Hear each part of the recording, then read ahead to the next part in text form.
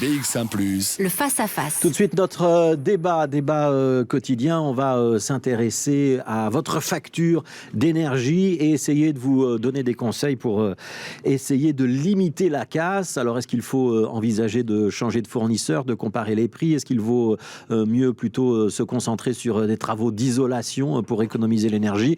Peut-être faire les deux. On va en débattre avec Julie Frère, c'est la porte-parole de Testachat. Stéphane Bocquet, c'est le porte-parole de la FEBEG. La FEBEG, c'est la Fédération des entreprises belges électriques et gazières. Et Charles Junian, il est conseiller à Omgré. Il nous expliquera ce qu'est Omgré tout à l'heure. C'est la continuation des anciennes maisons de l'énergie. Donc c'est un service public qui peut vous aider à avoir des conseils pour isoler au mieux votre habitation. On va commencer par le cœur de l'actualité. Vanessa Lhuillier, vous allez nous expliquer ce que le gouvernement vient d'annoncer en matière de soutien aux prix, aux factures de gaz et d'électricité. Oui, donc sur le volet énergie, il y a un accord afin de soulager donc les ménages de l'augmentation du prix. Alors finalement, le tarif social sera prolongé de 3 mois, soit jusqu'au printemps 2022.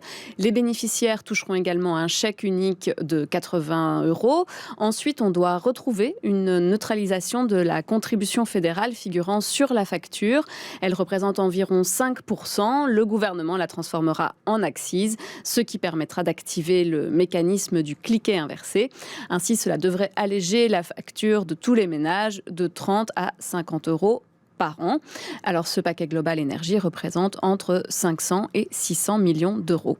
Julie Frère, je vais commencer par une réaction à ce qui vient d'être annoncé, puisque vous avez très souvent pris la parole ces dernières semaines dans le débat public en disant qu'il fallait aider le consommateur. Est-ce que ce que le gouvernement d'Alexandre De Croo met sur la table est, de votre point de vue, suffisant, pas suffisant? Est-ce que c'est la bonne méthode, pas la bonne méthode, les bons outils, pas les bons outils? Alors, ça fait beaucoup de questions. Alors, je pense qu'il y a certainement des éléments très positifs à saluer. D'une part, la prolongation du tarif social, on était demandeurs, c'est une très bonne chose que ce soit prolongé. Il faudra voir si ça ne devra pas être encore prolongé à son échéance, donc ça, il faudra réévaluer. Donc là, pour l'instant, c'est 3 mois, hein, mais ça peut être renouvelé. Voilà, ouais. C'est ça. Alors, le chèque énergie, au départ, on avait parlé d'un chèque énergie pour tous les ménages, et ça ne nous paraissait effectivement pas approprié, parce qu'il y a des ménages qui sont aisés, qui n'ont pas besoin de ce chèque énergie. Donc, le fait de cibler et de le réserver aux bénéficiaires du tarif social, ça nous paraît également être une bonne idée. Par contre, effectivement, il y a des grands oubliés par rapport aux mesures qui ont été prises, et ce sont en fait les personnes qui font partie de la classe moyenne. La classe moyenne est également touchée de manière assez flagrante par la hausse des prix de l'énergie, et on voit qu'il n'y a pas grand-chose qui les concerne en réalité. On vient d'entendre qu'on allait geler la contribution fédérale sur l'énergie, qui aurait normalement donc continué à augmenter. Donc, on va la geler, on va économiser 30 à 50 €.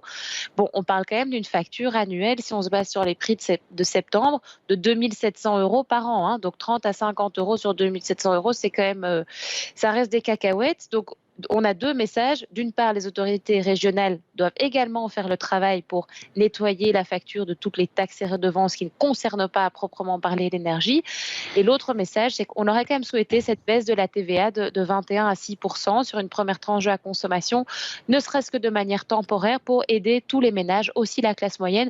Et là, on est à des économies de l'ordre de 140 € environ. Voilà, donc c'est pas mal, mais on aurait pu faire mieux et on aurait pu élargir l'assiette de ceux qui vont profiter des mesures qui sont annoncées ce matin, si je résume un petit peu vos propos. Stéphane Bocquet, alors je sais que vous êtes le représentant de la Fédération des entreprises gazières et électriques, que vous n'avez pas envie de vous exprimer sur un débat politique, mais malgré tout, est-ce que ce qui est annoncé par le gouvernement, ça va soulager vos clients? Parce que les consommateurs d'électricité et de gaz, ce sont les clients de l'ensemble des entreprises que vous représentez. Donc il y a tous les grands groupes, tous les grands fournisseurs sont chez vous.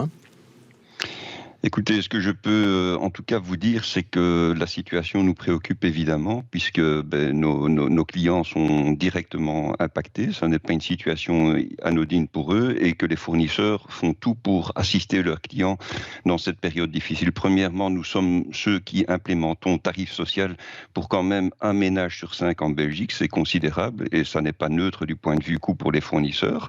Deuxièmement, depuis le début de la crise Covid, nous avons procédé à à des plans report ou étalement de paiement en nombre considérable, environ 800 000 plans et reports de paiement. Nous travaillons au quotidien avec la Fondation Roi-Baudouin, mais aussi avec les gens de terrain, des CPS, etc., pour travailler à ces problèmes de précarité. Et nous pensons qu'il faut renforcer les moyens de ces services de proximité, à la fois les moyens financiers et également les moyens humains, par exemple en termes de tuteurs d'énergie. Un dernier point que je voudrais souligner, c'est que d'un point de vue structurel, finalement, la précarité énergétique, c'est avant tout une précarité tout court. Et on ne va pas régler ce problème structurellement, à terme, via la facture ou en subsidiant la consommation. Ce qu'il faut absolument, c'est s'attaquer à la problématique du logement, la politique du logement et le marché locatif d'entrée de gamme à Bruxelles en particulier, puisque ici on est sur une chaîne de télévision bruxelloise. Stéphane Bocquet, je vous provoque un petit peu. Est-ce que la flambée des prix de l'électricité, alors vous n'y êtes pour rien, c'est une flambée internationale, hein, c'est le prix du gaz qui est parti très fortement à la hausse sur les marchés internationaux. Est-ce que malgré tout, ça ne va pas faire les affaires de votre secteur, parce que les prix, la matière première qui augmente, c'est l'ensemble des prix qui augmentent et donc ça va être faire plus de bénéfices pour vous? Ça, c'est l'option A. Ou est-ce qu'au contraire, ça vous inquiète parce que vous risquez d'avoir beaucoup de défauts de paiement dans les prochains mois? C'est quoi l'idée dans laquelle on est dans le secteur? Eh bien, écoutez, je dois vous démentir parce qu'en fait, ce genre de fluctuation extrême est extrêmement nocif pour les fournisseurs. Ils doivent se couvrir sur ces marchés, ils sont exposés comme les clients à ces prix et on est dans une période absolument particulière, à savoir qu'il y a des risques de volume très, très importants. Si on a un hiver, par exemple, extrêmement froid, eh bien, la consommation va augmenter, on ne se sera pas assez couvert et on sera exposé à cet hiver froid comme nos clients du coin. Ce que vous appelez couvert, ça veut dire qu'on a acheté par avance de l'énergie qu'on va pouvoir redistribuer aux consommateurs. Hein, c'est ça l'idée. Pour vendre de l'énergie, il faut d'abord l'acheter. On l'achète en permanence sur des marchés à long terme, à moyen terme et à court terme. Et que ce soit dans le sens de la hausse ou dans le sens de la baisse, les risques sont considérables pour les fournisseurs.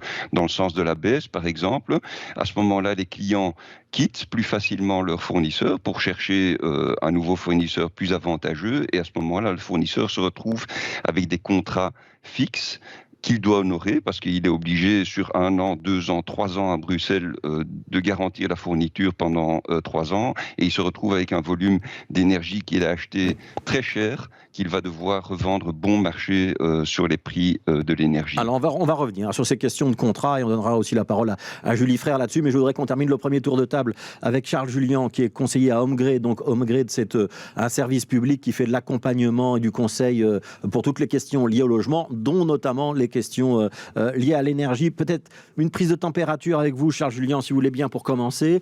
Est-ce que ces dernières semaines ou ces derniers jours, il y a eu beaucoup d'appels à Homegrid? D'abord, est-ce que j'ai bien décrit ce que vous faites? Est-ce qu'il y a eu beaucoup d'appels? Est-ce que vous sentez une nervosité du côté ou une inquiétude du côté des consommateurs? Bonjour à tous. Alors effectivement, Homegrid, vous nous avez assez bien décrit, on est un service régional de conseil et d'accompagnement gratuit pour les ménages bruxellois sur la thématique du logement en général, rénovation et du coup en particulier à cette thématique d'énergie et de consommation. On a une permanence téléphonique qui fait qu'on reçoit des appels très réguliers de ménages bruxellois sur plusieurs problématiques, dont leur inquiétude vis-à-vis de leur future consommation.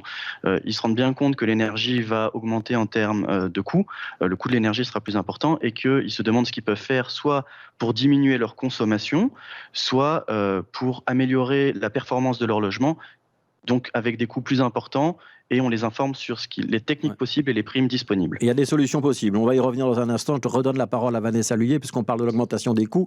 Il y a un organisme, c'est la CREG, la Commission de régulation de l'électricité et du gaz, qui a essayé de chiffrer les conséquences de cette augmentation pour le consommateur. Oui, donc les conséquences de la hausse du prix de l'énergie sur la facture du consommateur, donc ça dépend des contrats. Donc sur les contrats variables, l'addition effectivement sera assez salée, avec un surcoût de 700 € pour l'année à venir. Et pour les contrats excusez-moi, je me suis trompée. Donc sur les contrats qui ne sont pas variables, voilà, on va se perdre. c'est ça. Donc sur les contrats qui ne sont pas variables, l'addition donc ça serait environ 700 €. Et pour les contrats variables, à ce moment-là, ça change entre l'électricité et le gaz, mais on serait grosso modo pour le gaz avec une hausse entre 798 €, soit un total de 714 si on prend avec l'électricité, où ça serait 116. Voilà. Les contrats à prix variable concernent 35% des ménages pour l'électricité et 45% pour le gaz. Alors l'estimation de la CREG est de surcroît basée sur les tarifs énergétiques du mois de septembre, mais les prix ne cessent pas d'augmenter et donc du coup cela laisse augurer des plus fortes factures. Certains estiment même que l'augmentation devrait durer jusqu'en juin 2022. Alors on va retenir que c'est aux alentours de 700 € l'augmentation à laquelle on peut s'attendre. Julie Frère, ça c'est la question que beaucoup de consommateurs se posent en ce moment. J'ai un contrat variable. Est-ce que je peux faire quelque chose ou est-ce que c'est trop tard? J'arrive en fin de contrat. Est-ce que je dois aller sur un contrat variable et me dire ça va repartir à la baisse? Est-ce que je dois prendre un contrat fixe? Est-ce que je vais avoir le choix? Est-ce que les opérateurs me laissent le choix? C'est quoi le conseil de Test-Achat? Alors, c'est une question qui est plus complexe que ce qu'il n'y paraît. Déjà, effectivement, on a une situation particulière à Bruxelles parce qu'il y a énormément de fournisseurs qui ont Il n'y a plus beaucoup d'opérateurs, il n'y en a plus que 2 en fait. Bruxelles, voilà. Et il n'y en a plus qu'un, à ma connaissance, qui propose un contrat fixe. Il y en a un deuxième, c'est une coopérative, mais qui est donc beaucoup plus petite. Donc déjà, le choix est assez restreint. Si on veut choisir un contrat fixe aujourd'hui à Bruxelles, en réalité, on doit aller chez Engie. Donc la question de savoir si on veut un contrat variable ou un contrat fixe, elle dépend un peu de son profil de risque. C'est sûr qu'on est dans une période où il y a beaucoup d'incertitudes. C'est sûr que le dernier rapport de la CREG montre que les prix vont probablement continuer à augmenter, en tout cas jusqu'à avril 2022. Donc dans ce cas-là, on sait qu'il y a beaucoup de ménages qui préfèrent la sécurité d'un contrat fixe. Alors si on choisit un contrat fixe, il faut simplement être extrêmement attentif. Pourquoi? Parce qu'on va choisir un prix qui est relativement élevé. Donc on va bloquer un prix, certes, mais on va bloquer un prix élevé. Donc si on fait ça, on se prémunit d'éventuelles hausses futures, mais il faut absolument suivre l'évolution du marché de près et se mettre un rappel dans son agenda une fois l'hiver passé pour vérifier s'il n'y a pas des prix plus intéressants, refaire peut-être la démarche encore une fois 3-4 mois plus tard. Bref, il faut vraiment avoir cette discipline, sinon on va se retrouver dans un contrat fixe avec un prix élevé, on va rester coincé là-dedans et on va payer un prix beaucoup trop élevé pendant trop longtemps. À Bruxelles, le consommateur, Julie Frère, à Bruxelles, le consommateur, il peut changer quand il veut? Alors, on peut toujours changer quand on veut. Il y a 2 choses à savoir. D'une part, il y a un préavis d'1 mois à respecter. Et d'autre part, ça c'est problématique et c'est quelque chose que Test-Achat dénonce depuis de nombreuses années. Il y a certains fournisseurs qui facturent ce qu'on appelle une redevance. La redevance, normalement, elle devrait être facturée selon nous en fonction des mois qu'on est resté chez son fournisseur. Mais il y a des fournisseurs qui ne respectent pas ça et qui imposent de payer la redevance dès qu'on a commencé, dès qu'on a entamé l'année. Ça veut dire que si je suis chez un fournisseur, que je veux changer et que malheureusement on me facture cette redevance, eh bien je vais perdre ce montant-là. Et voilà, il y a par exemple, Mega fait ça et Mega, la redevance peut aller jusqu'à 75 €. Donc, il faut être attentif à cet élément-là également quand on décide de changer de fournisseur. Ouais. Stéphane Bocquet, même question, même conseil, mais cette fois-ci du côté du représentant des entreprises du secteur. Le consommateur, vous lui conseillez de changer, de pas de changer, de préférer le variable, de préférer le fixe? Mais la première chose que je conseillerais aux consommateurs, c'est de bien regarder son contrat. Ça, c'est très, très important parce que beaucoup de consommateurs ont signé des contrats et à Bruxelles, les contrats sont des contrats de 3 ans. Beaucoup de consommateurs ont signé leurs contrats avant l'été et dès lors, ce sont de très bons contrats. C'est-à-dire qu'ils ont des prix qui sont fixes et qui sont garantis pour les 3 ans qui viennent. Donc en réalité, ou pour l'année qui vient, si c'est une prolongation d'un contrat de 3 ans existant. Mais en tout cas, la saison hivernale est couverte pour ces clients-là. Et c'est quand même pas une part négligeable des clients.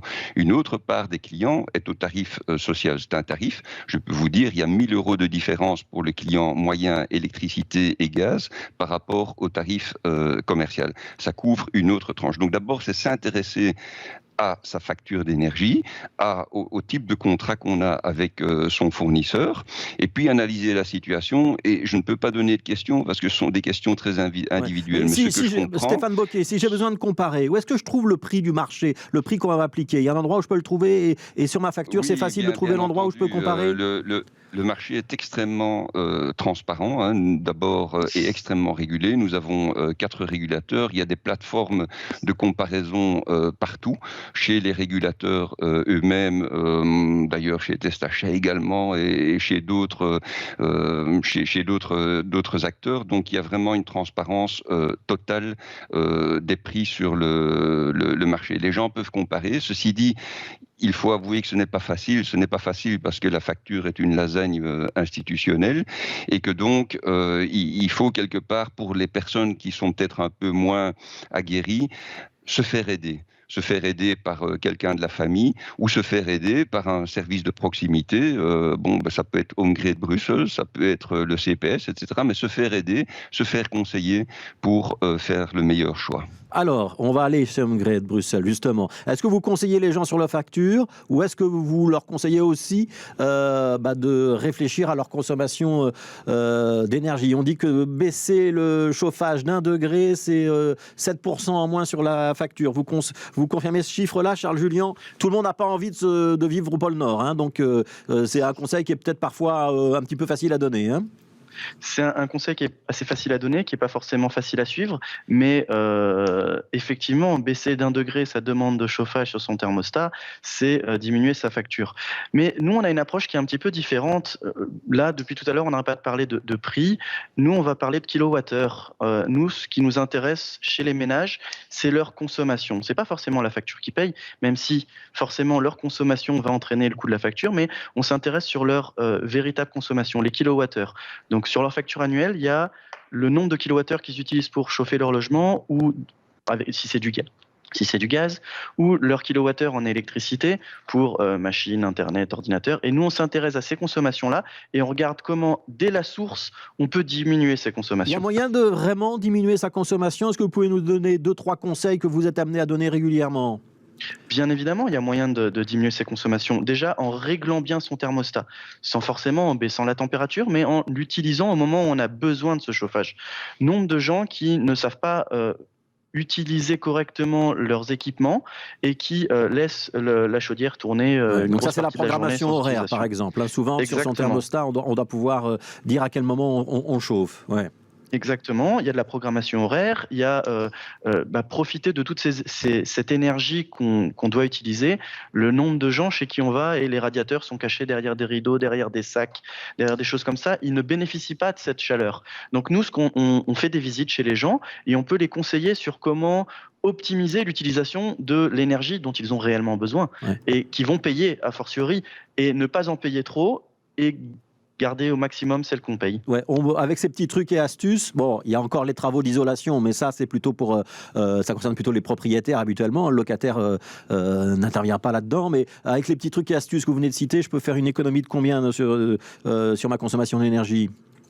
En termes d'électricité, on peut de plusieurs dizaines, voire plus d'une centaine d'euros. Et sur la consommation de gaz, comme on parle du coût de l'électricité et du gaz, en volume, on utilise beaucoup plus de kilowattheures de gaz pour se chauffer que de kilowattheures d'électricité. Même si l'électricité est plus chère à l'unité, en volume, on a beaucoup plus de gaz. Donc, sur le chauffage, si on fait attention, on peut chiffrer quelques centaines d'euros d'économie si on fait une utilisation rationnelle de son énergie. Ouais, c'est facile d'avoir un rendez-vous chez vous et d'avoir quelqu'un qui vient ou en ce moment vous êtes surchargé? Alors, on a beaucoup de demandes, mais vous nous contactez au 1810 de 10h à midi et de 12h à 16h par téléphone. Vous nous envoyez un mail info@homegrid.brussels et on vous répondra dans les jours qui viennent pour organiser une visite. Ouais, Julie Frère, même type de question. Je ne sais pas comment m'en sortir avec ma facture. Ou aussi, on n'en a pas parlé, mais il y a aussi beaucoup de clients dormants, c'est-à-dire des gens qui ont signé un contrat une fois pour toutes il y a des années et puis ils s'en sont jamais préoccupés. Je peux venir à Testachat et vous allez me dire ce que je dois faire ? Bien sûr, on a décidé justement d'ouvrir aussi un numéro de téléphone, le 0800 50 222, pour répondre à toutes les questions qu'on recevait, parce qu'on est effectivement assailli de questions. Et donc, on va répondre à des questions du style fixe ou variable. Est-ce que je dois augmenter mes acomptes? Quel est le meilleur fournisseur pour mon profil? Mais on a également plein d'infos sur les économies d'énergie qu'on peut réaliser en consommant de manière intelligente. Donc, n'hésitez pas, on est aussi là pour ça en cette période difficile pour tous les ménages. Ouais, idée préconçue, j'ai signé mon contrat il y a 10 ou 15 ans, et puis je m'en suis jamais occupé, j'ai jamais changé de fournisseur, c'est la routine, je laisse faire année après année. Est-ce que je bénéficie des tarifs de l'époque et donc j'ai tout gagné ou pas du tout? Non, non, c'est vraiment une catastrophe, les contrats dormants. Il y a encore beaucoup, je n'ai plus le chiffre exact. La CREG l'a communiqué il y a quelque temps, de ménages qui sont encore avec des contrats dormants. C'est un des combats aussi de Testachat, c'est qu'on arrête de renouveler automatiquement ces vieux tarifs. Mais donc, effectivement, les choses sont en train de bouger au niveau politique. Oui, mais si ça a beaucoup augmenté, ça ne veut pas dire qu'on m'applique le tarif de départ?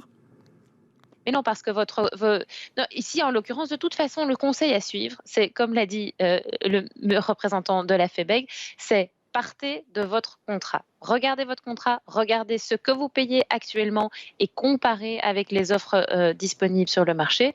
Et donc, il faut vérifier si effectivement vous êtes dans un contrat avantageux ou non. C'est difficile de donner une réponse générale à cette question. Ça dépend de votre situation personnelle. Une dernière question, Stéphane Bocquet. Je sais que vous n'êtes pas Madame Soleil, mais on a quand même compris que ces variations de prix, elles ont été en partie irrationnelles, que même d'une journée sur l'autre, hein, on a fait parfois x2 et puis ça redescendait le lendemain. C'est un petit peu bizarre, voire même du matin à l'après-midi, c'était pas du tout les mêmes chiffres. Vous pronostiquez quoi? Ces tarifs, ils vont redescendre, on va revenir à la normale, ou on est sur une tendance haussière qui va durer plusieurs semaines, voire plusieurs mois, et donc on doit vraiment se préparer à ce que ce soit vraiment douloureux pour nous?